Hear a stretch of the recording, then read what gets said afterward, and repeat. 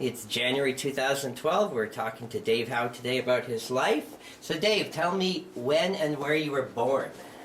I was born in Pelly, Saskatchewan in 1935 on May the 11th. I was actually born on a little farm that my dad had then. The roads would be on, nobody could get there, the doctor never got there. This is the story they tell me, of course, but I was about 8 hours old by the time the doctor showed up on the scene. And that was back in a homestead farm that my dad had come to, and I believe they came there in 1933, and I'm born in 35. And of course I have no recollection of anything until all of a sudden we did get a bit of a road and there was some things coming in and out of there, but that was the story of the very beginning of my life. My dad and mom came there from dried out southern Saskatchewan and moved on to this here completely bush farm, homesteaded it. They brought 3 children with them and born 4 more while they were there. I'm kind of in the middle of it, and I did stay right at home, got what education I did there in a country school, and stayed with my dad on the farm until he passed away when I was 24 years of age. By that time, of course, we'd gone from horse farming, which he was into, and then we'd gone into the mechanized farming. We had gathered up some more land, and it was getting to be a fairly viable operation by the time that my father passed away when I was 24 years old. Were your parents born in Saskatchewan? Both. My father was born in Saskatchewan. My mother was born in England. She came to Canada when she was 10 years old and married my father when she was just a little less than 17, I think. Her 17th birthday hadn't happened when they were married. And he was older than her? Yes, my dad was, I think if I remember right, 12 years older than my mother. And where were they living when they met? In Belcarris, which is southern part of the province, eh?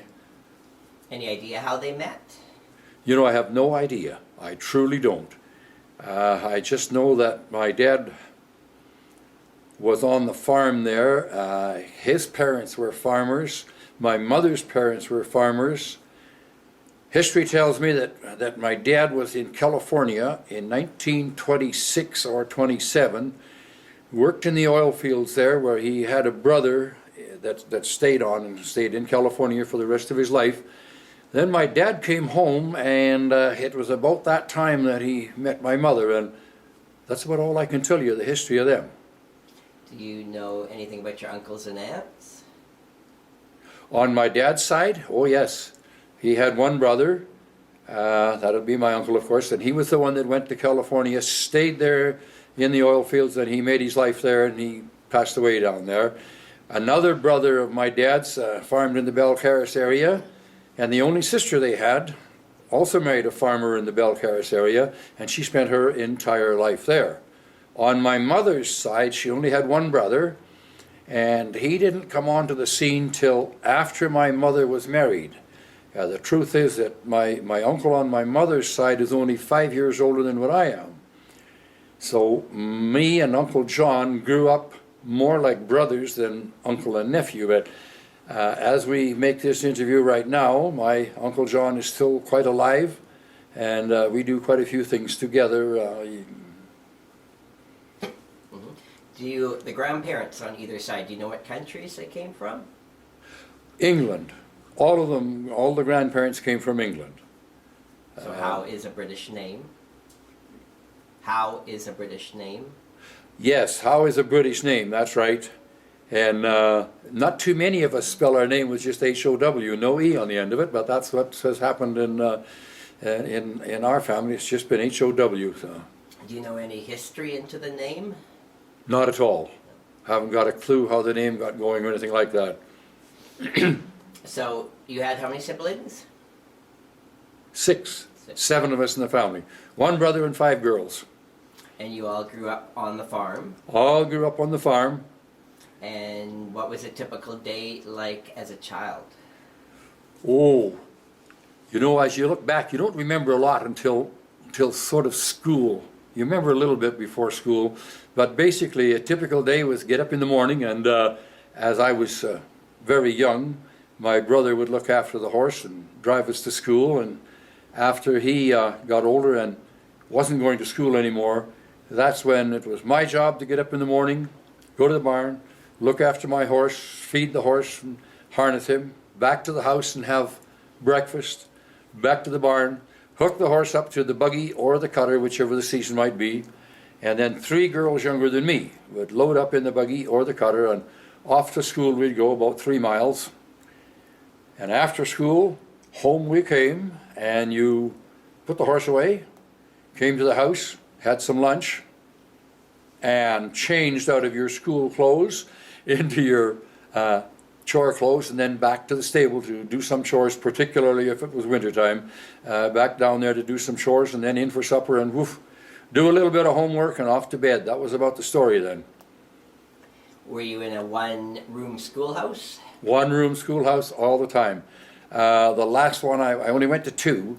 The last one I went to, we had 44 students in one room, and some of the time we had a brand new, when I say a brand new, I mean a teacher with no experience. In them days they used to get their grade 12, send them off to Moose Jaw for what they called normal school. So these girls are 17, 18, and then they got the country schools, because of course they were the most inexperienced. They got the country schools to do. You'd be coming in there with a 17 or 18-year-old girl and 44 students in grades from 8 down. So you can sort of imagine what kind of a handful she must have had when we look back at times like that now. Do you know how was your parents able to get a farm during the Depression? Oh, in them early days, they called it homesteading.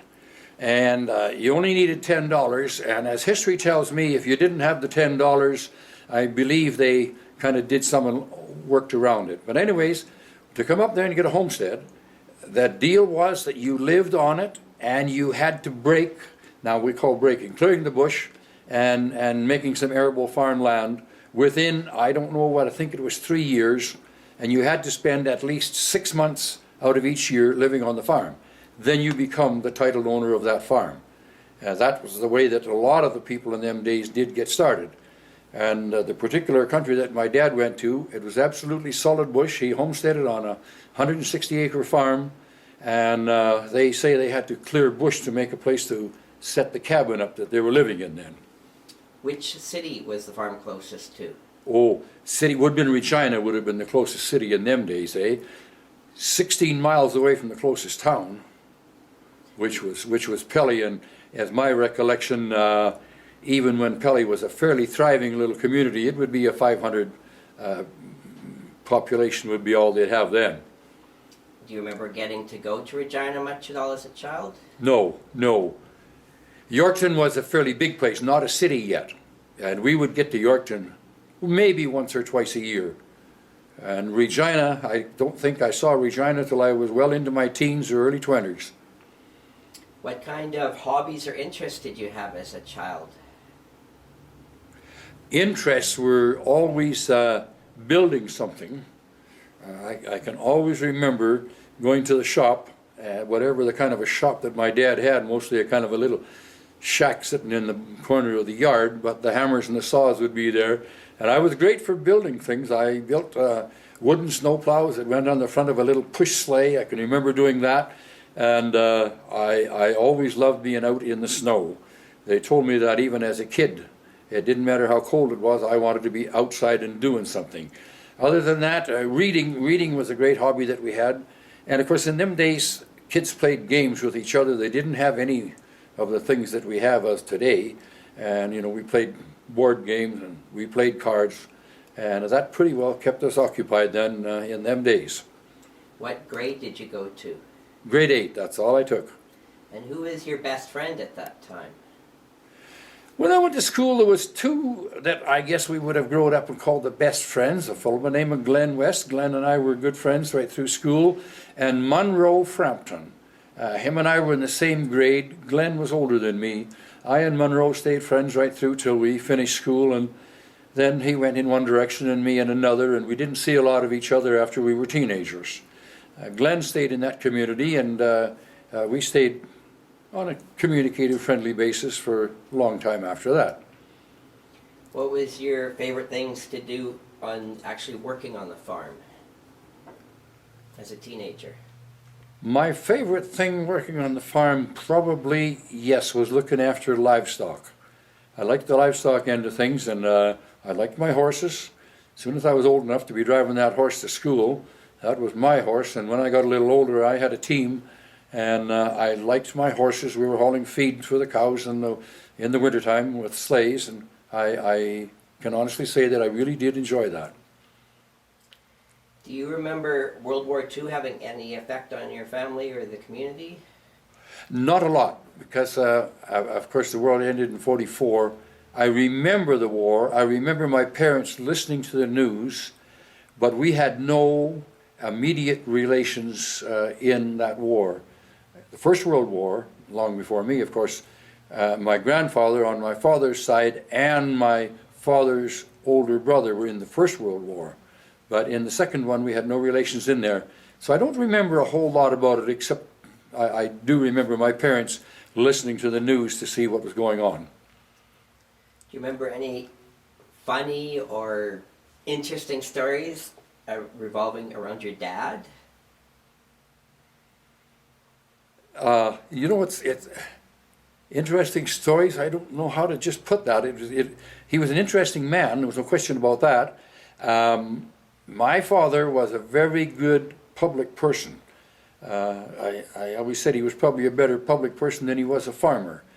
He spent a long time on the RM Council as a councillor and also as the Reeve. He was also involved in politics. He never got to be an MLA or an MP, but he was out there, always had his nose into the politics of whatever was going on. Good speaker as a public speaker, and had quite an interest in that type of life.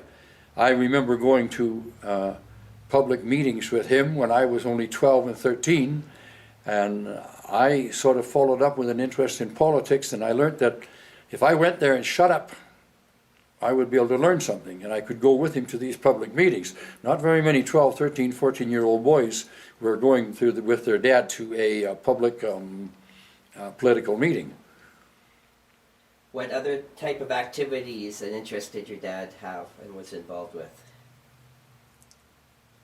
Well, the other thing, and I guess you'd call it a hobby, him and my mother were good dancers. They loved to dance, and in them days, you know, it was an old country band played in the old schoolhouse, and every Friday night or every second Friday night there'd be a dance in the schoolhouse, and that was one of the things that both my mom and dad enjoyed very much. How would you describe your dad's personality? Well, he was a very not easygoing, but he was not hard to get along with. And, you know, we did a lot of work together, and he was very good that way. He was opinionated, and he wanted to do things his way all right enough, but we never had a tremendous amount of things that were incompatible because of that. And tell me about your mother. Well, my mother was a good farm wife, and she was a hard worker and a good cook. Raised a garden and milked cows like all farm women did in them days. And always, even though we didn't have a lot of money, always had lots of food on the table. It was one thing we never went short of was food. Both my dad and my mother were very, very, very emphatic about making sure that there was good food on the table for the kids. And we maybe didn't have the fanciest of clothes, but they also were always clean. And my mother was bending over the washboard. I remember that, scrubbing the clothes, because I can remember when she got her first power washer and what an excitement that was then. So yeah, she was a good woman and a good worker. Did your family have a car when you were young? Not until when we got our first car, I was about 12 years old. And my dad got a Model T. And that was was that ever something. And he had that for not too many years, because by the time I was either 14 or 15, he had got a fairly nice Ford half-ton truck. And of course we were never without a vehicle from that time on then. How big was the farmhouse?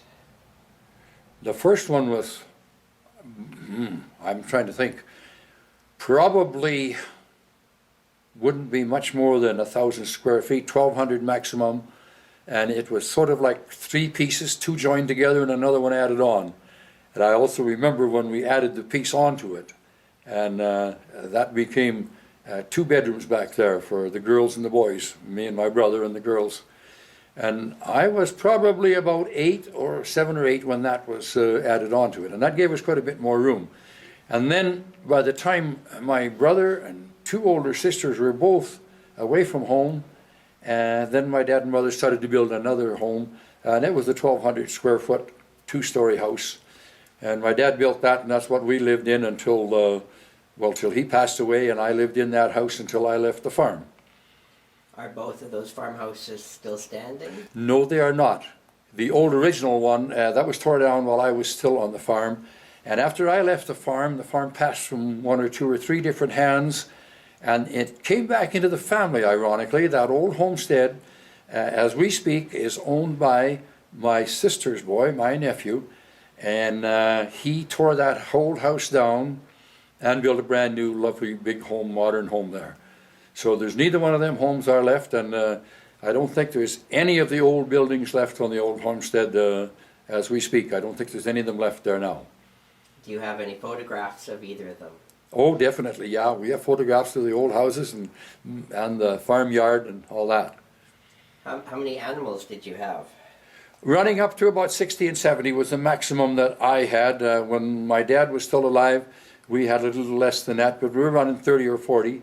And then I'd increased the herd by the time I quit farming, but basically we were running about a 40 cow calf operation. And what else was your dad farming on the land? What else was he farming? Grain? Oh, grain, yeah, we did some grain farming besides. In the beginning, the cattle was the biggest thing, but by the time I had left the farm, we had gone up to where our grain operation was fairly good size then as well. Was your family involved with church? Yes. My mother was very, very faithful about going to church. My father went, but not all the time. He went to church, and I'm not saying he wasn't a believer or anything like that, but he also believed in staying home on Sunday and having to sleep sometimes. Just depends on how things were. But my mother was very faithful about going to church. How far was the church from your home? Well, in them days, the church would be in the schoolhouse at the beginning, which would be 3 miles from home. And then when I was 14 or 15, they built a church. They called it North of Pelly, and it was about 7 miles away from where we lived. And it was a big church. And as we speak today, that church is still standing, not being used as the church, but it's still standing there now. What year did your dad die? 1959. Where is he buried? In a cemetery north of Pelly, right beside where this big, what we called in them days, the new church. How did your mother and the family deal with your father's death and moving on? I would say as good as could be expected. And I was the only one in the family that was still single when my dad passed away. And as I mentioned earlier, I was at home, and all of the rest of the family had left when they were in their mid-teens and took off to work somewhere and then get married. As I recall it, naturally there was grief, but it was handled fairly well. Tell me about hired hands and, the whole farm process at that time. Well, we didn't have a hired man until the fall that my father passed away. And we had a hired man that fall who happened to live about a half a mile from us. And he came on at harvest time, and he stayed with us, and he was with us when my father passed away. And he helped me finish up harvest, and he was not only a hired man, he was a good friend. He was somewhere between the age of my mother and maybe not as old as my father, but he was a good man, and he helped us through some of the processes of losing a family member. He in turn left that part of the country, Then later on, but that wasn't until way later on, when I had a hired man on the farm, and nothing spectacular about it. We just had enough to do that we kept the man most of the summer. Did your family have a radio or a telephone in the 40s or 50s? Always had a radio, to my knowledge, from as far back as I can remember. But we did not have a telephone until somewhere in the maybe 50s. And the first telephone we had was a community affair between about 7 or 8 neighbors. No central hookup or nothing. We just run a private line between 7 or 8 neighbors. That was our first phone. And then we didn't get a public telephone in until well into the 60s. Tell me about how long before you left the farm? And why did you leave the farm? I left the farm when I was 32 or 34 years of age. Why I left the farm,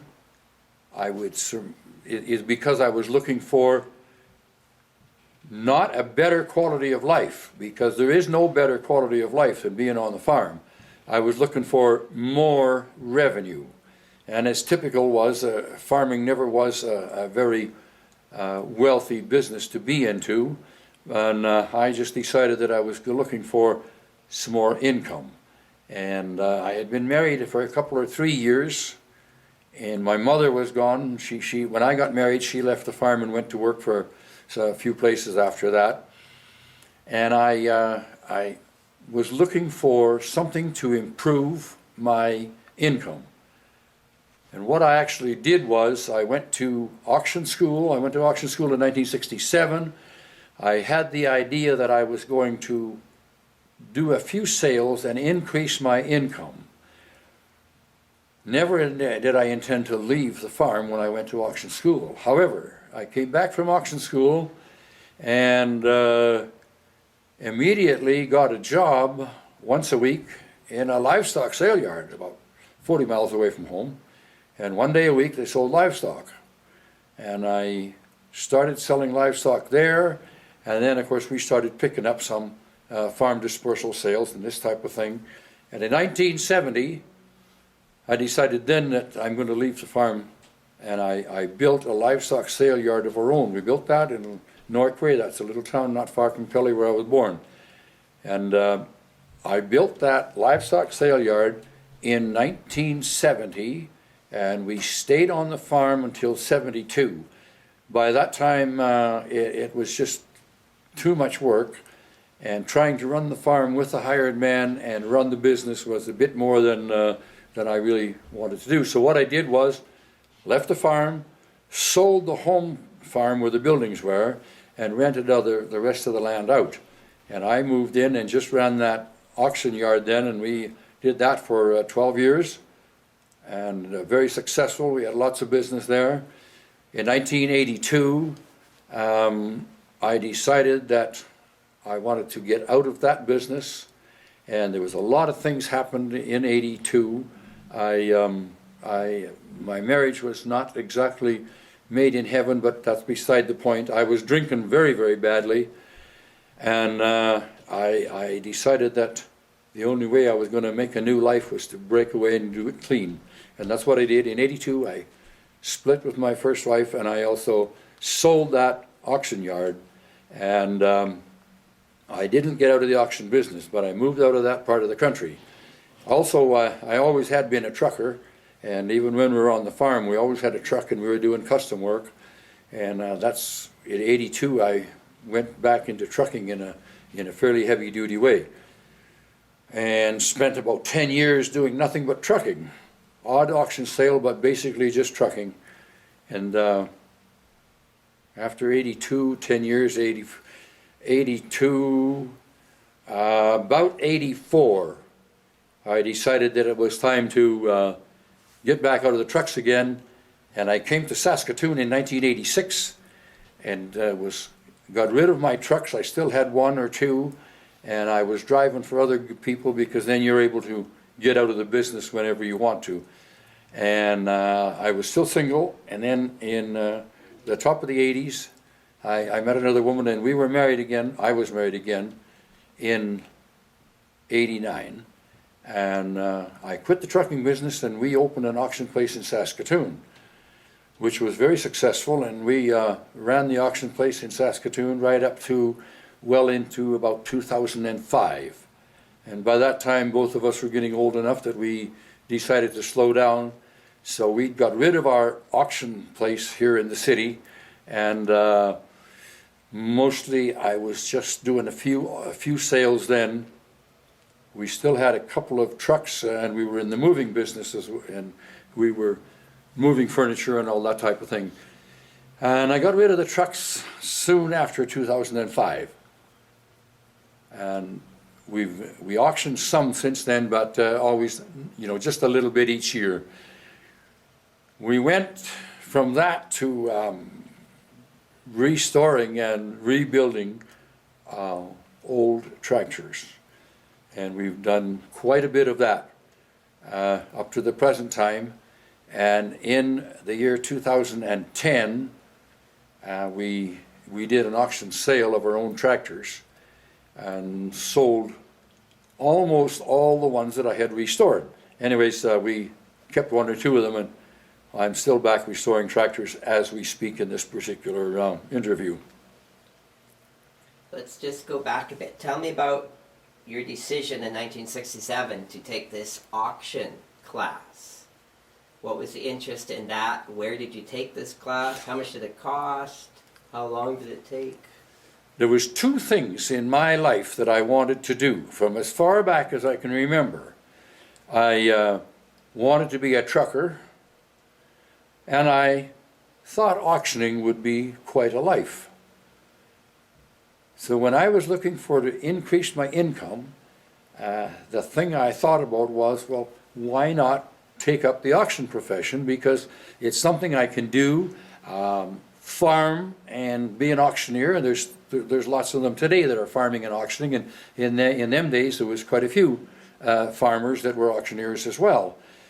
So in order to get into the auction business at that time, the best thing to do was go to school, get some basic training. I went to Mason City, Iowa. It's a 2-week course down there, and they trained me, all of us, in school. They trained us quite a little bit.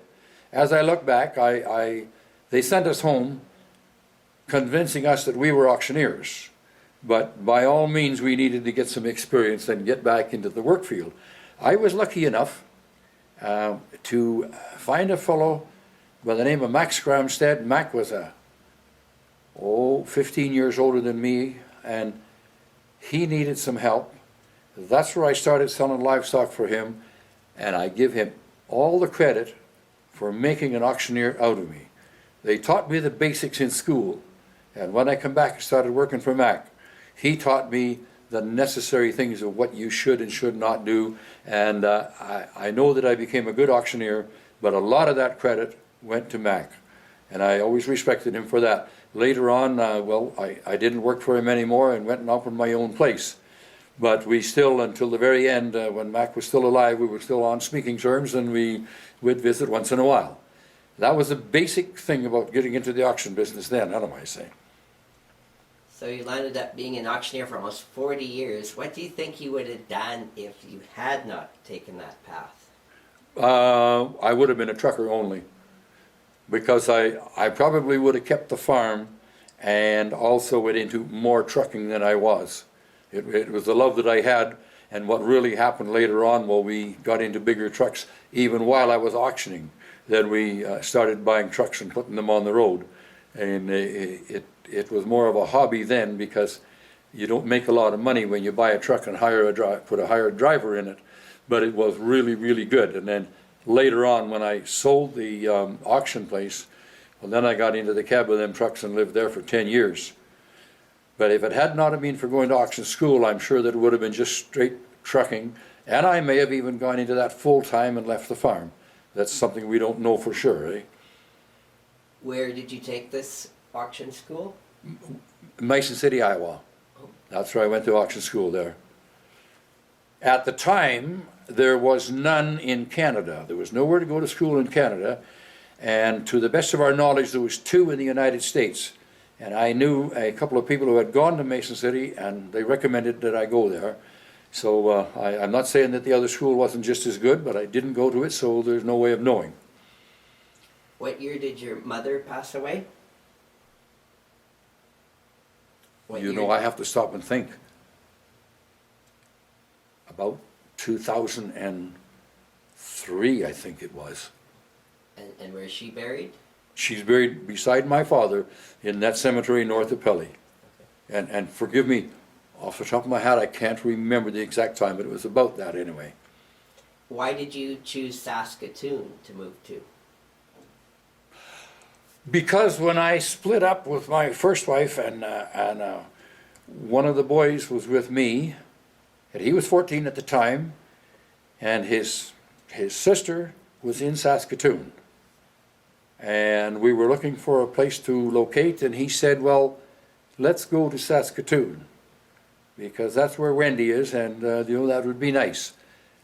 So that was probably the biggest factor that brought us to Saskatoon. I got ahead of myself on that. Prior to that, I'd been in Alberta, and that's where the last place I lived before Saskatoon was Vermilion, Alberta. And I was doing some trucking there, and at that particular time, the oil business took a slump.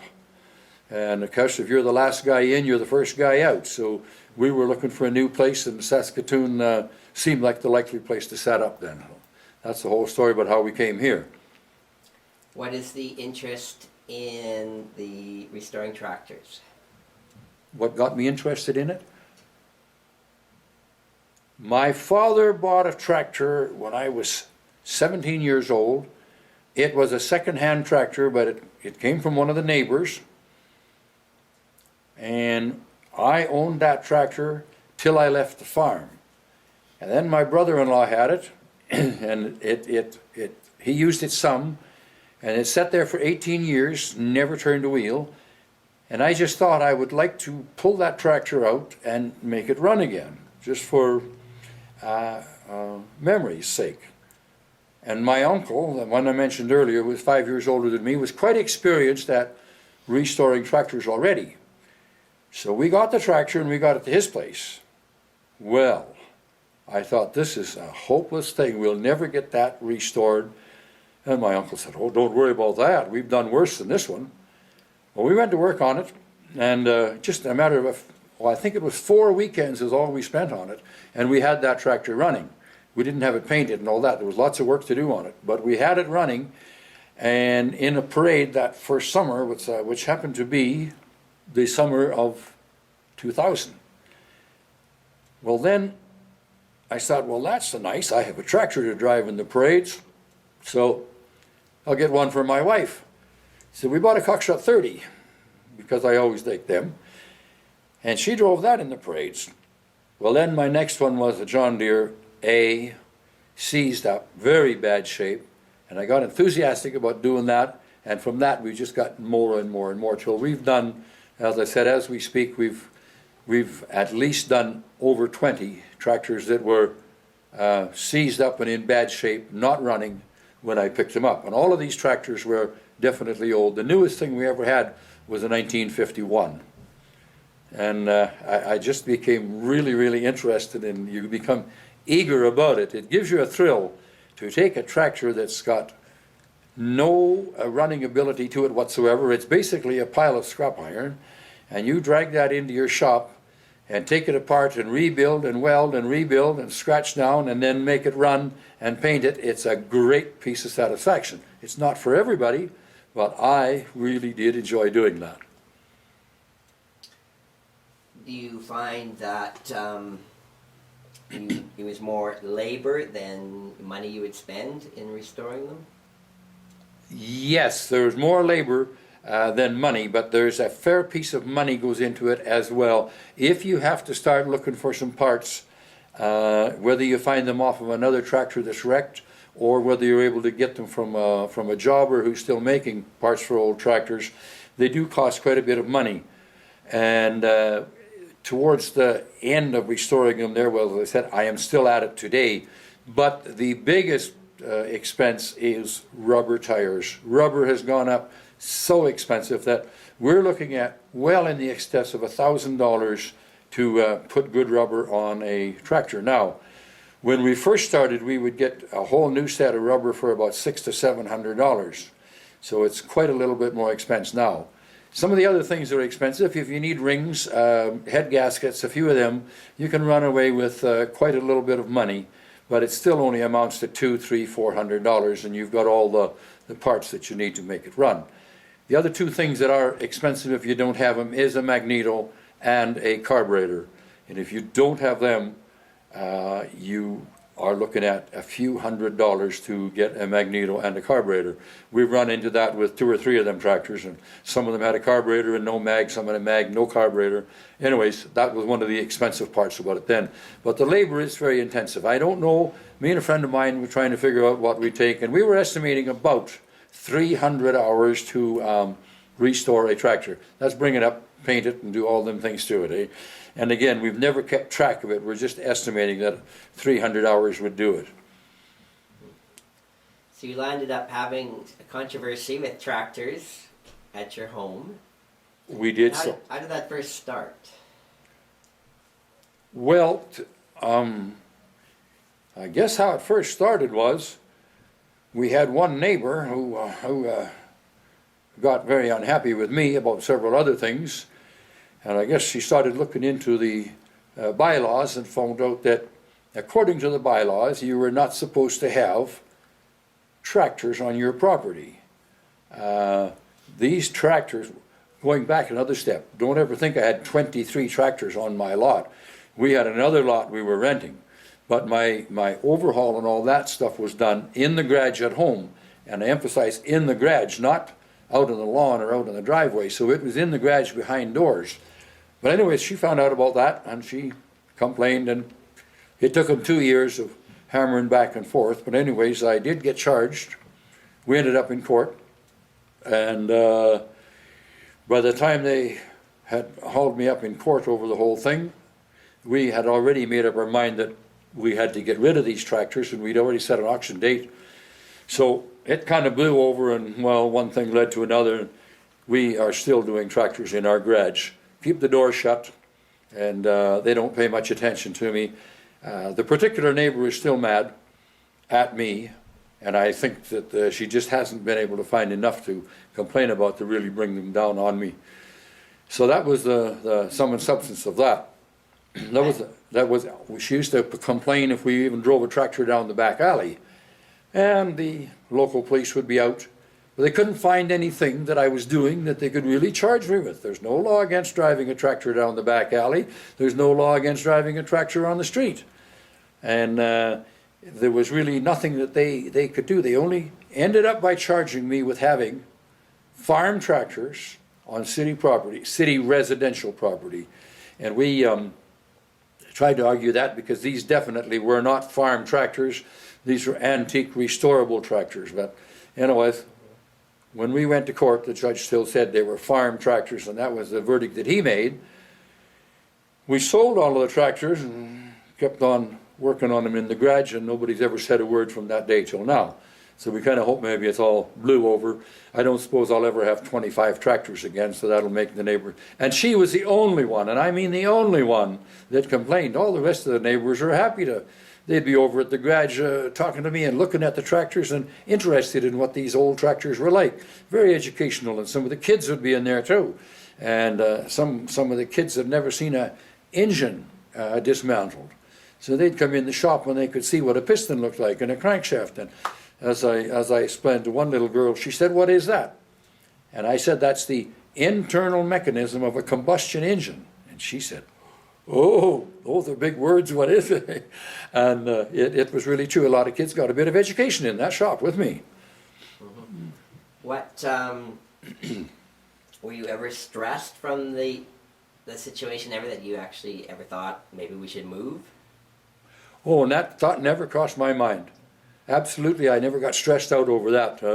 I learned that you handle stress, and I remember when I was even asked about, some of this took place just before Christmas, and I was interviewed that time on a CBC, And he said, what will happen to your Christmas now that you've basically lost this case? Is that going to spoil your Christmas? And I said, oh, heavens no, that's not going to spoil my Christmas. I quote what I said to him: I refuse to let some judge's decision which I don't agree with, and some neighbor lady who is just causing trouble, I'm not going to let them get to me and spoil my Christmas. You just worry about something like that. That is a thing that is just like cancer, and if you worry and worry and worry about it, it will just eat you to death. So you do the best you can and overlook it and keep on going. So besides restoring tractors, have you had other hobbies, interests, things you collect? I collected a lot of Marilyn Monroe. I also collected small tractors, toy tractors, Tonka toys. We had piles of them during the years we were in the auction business, and then when we shut down, there was just no place to store them. And we had about $4,000 to $5,000 worth of toys, Tonka toys, tractors and model tractors, horses and wagons that were the toy or modeled horses and wagons, and we sold them when we shut the auction down then. So I guess that was a hobby without a doubt, yes. Looking at your career as an auctioneer, are there any specific stories you remember, any interesting things you've sold, or highlights of the most expensive things you've sold? I'm not sure what I say what should be the most expensive things I've sold. I always like to think about doing a sale in Calgary in a hotel at that time called the Carriage House, and this was a sale of fur coats. Prestigious, more than money-wise. We didn't make a lot of money there, but we had a lot of fun, and it sort of was a prestigious sale. We had the models on the runway modeling the fur coats, and the public sitting there, and I was the auctioneer. It's maybe not be the most exciting thing I sold, but it was a very, very prestigious time anyway, say. Other than that, I can't think of what would be the most expensive item that I sold. We sold some land, and that's long before it was expensive as it is now, but quarters of land running from 75 to 100,000. I was pretty well out of doing farm sales by the time combines got to be 100 and 150,000. But we were up in that 50 and 60 and $70,000 bracket before we'd sort of gone out of selling farm sales. So we did quite a bit of stuff in that price range anyways. Other than that, there's hard to say what should be the highlights of it. I smile when I think of some things. You know, you have the occasion where there's an old saying, you can't tell the cover by its, you can't tell a book by its cover. Sold a bunch of purebred cows, and one buyer bought quite a number, like. And he was all dressed up with a white shirt and a fancy coat and all the rest of it, and it looked like everything was fine. And $16,000 check wasn't any good. And it took me some 2 to 3 months to get my money out of that. Just about the same time, we sold a combine plus a few other things at a sale to a fella who had his coveralls on, and he wasn't too clean, and he had a week's beard, and well, he just kind of, wasn't the most handsomest looking person. And I was worried when he gave us a check. It had happened to be early enough in the day that I phoned his banker, and his banker smiled and said, "You know what? Mr. Howe, you don't know me, and I don't know you, but I will tell you this man has more money than you and I put together." So there I used the comparison about the well-dressed man, and his money was hard to get, and the other fellow, his check was 110%.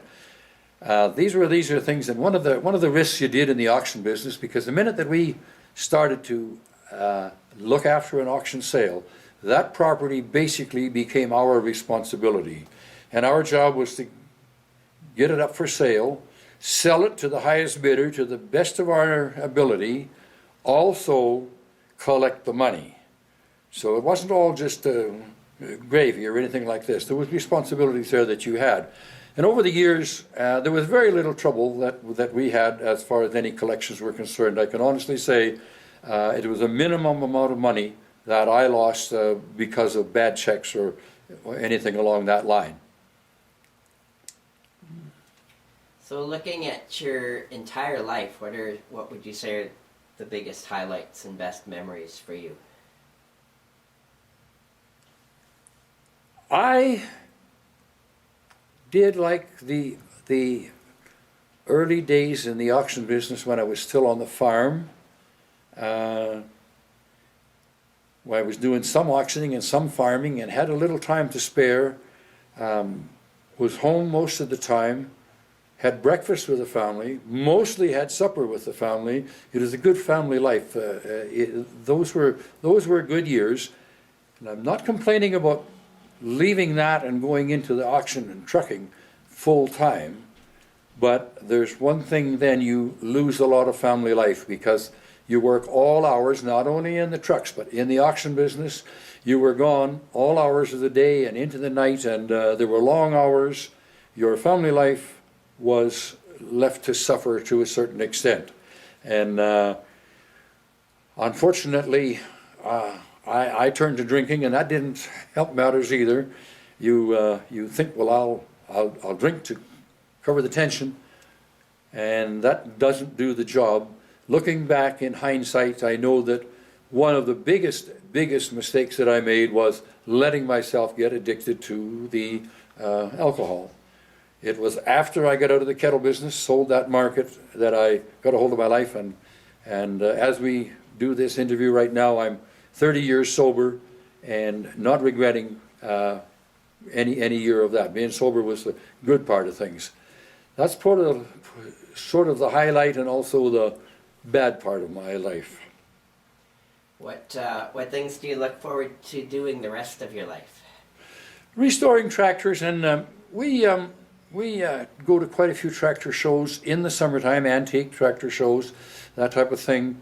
I'm not looking forward to doing a lot of traveling. I'm getting old enough as we speak that I'm not that interested in boarding a plane and going across the water to some other country or anything like that. I'm not saying that we wouldn't do it, but it's not something that I really look forward to.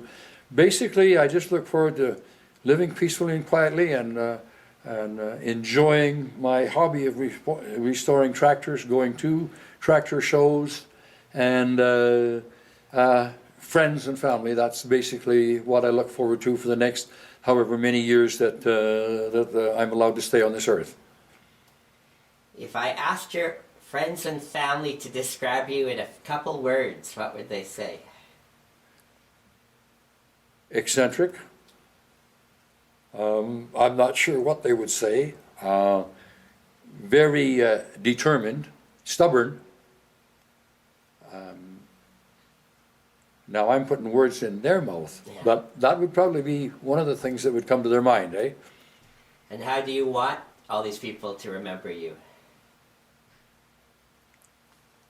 As being a good auctioneer, as being a good person in the community.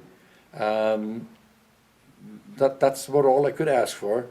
When we were still in business, both in the livestock business and after we opened up the sale yard here in Saskatoon and all the farm sales that we ran, I can honestly say that we've left nothing but friendship behind. We treated our clients really good.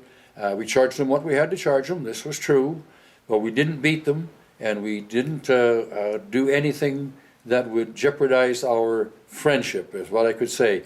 And all the sales that we ran, and all the farmers that I sold livestock for, I would guarantee you that 99% of them have nothing but good things to say about me and the way we ran our business. Any last things you'd like to say? You know, I think we've covered quite a bit of just about everything, eh? All right, excellent. It's January 6th, 2012, speaking with Dave Howe.